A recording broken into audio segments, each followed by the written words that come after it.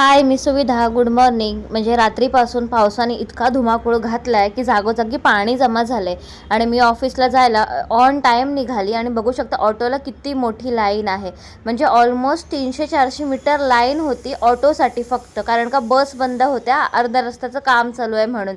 आणि मी इतका वैतागली. लिटरली 10 वाजले आणि माझं 10चं ऑफिस आहे आणि 10 वाजले तरी मी अजून घराच्या इथेच आहे ऑटोच्या लाईनसाठी. त्यानंतर एकदाची ऑटो भेटली आणि स्टेशनला आली. म्हटलं आता पटापट धावत पळत ट्रेन पकडते आणि ऑफिसला जाते.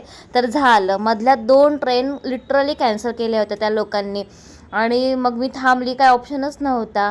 आणि इतकं लेट करून करून शेवटी लेटच झालं मला ऑफिसला पोहोचायला. मी ऑफिसला पोहोचली आणि त्यानंतर मी काही शूट नाही केलं आणि हा डायरेक्ट नेक्स्ट डे आहे.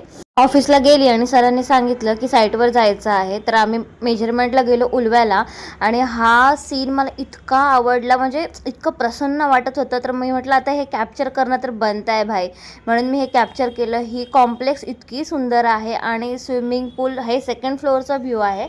2nd फ्लोअरला त्या कॉम्प्लेक्सचा स्विमिंग पूल आहे आणि प्ले गार्डन आहे. आणि जस्ट ह्या प्ले गार्डनच्या एक्झॅक्ट समोर जो फ्लॅट आहे तिथलं आम्हाला इंटेरियरचं काम आलं आहे.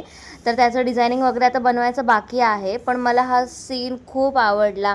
त्यानंतर ऑफिसला आलो. ऑफिसला येईपर्यंत लंच टाईम झालं होतं. लंच टाईम वगैरे झालं. त्यानंतर मस्तपैकी ब्लॅक कॉफी घेतली आणि पुन्हा एकदा कामाला लागली. ब्लॅक कॉफी पिल्यावर रिफ्रेशिंग फील होतं आणि खूप दिवसांनी आम्ही असे तिघीजणी सोबत बसून ब्लॅक कॉफी पित होतो. त्यानंतर मी घरी गेली. घरी गेल्यानंतर स्मरणीचा प्रोजेक्ट करायचा होता.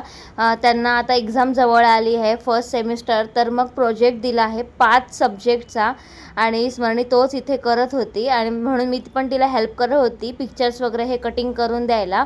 त्यानंतर जेवण वगैरे झालं आणि स्मरणीला आईस्क्रीम खायचं होतं म्हणून ऑफिसवरून येतानाच यासाठी मी आईस्क्रीम घेऊन आली होती.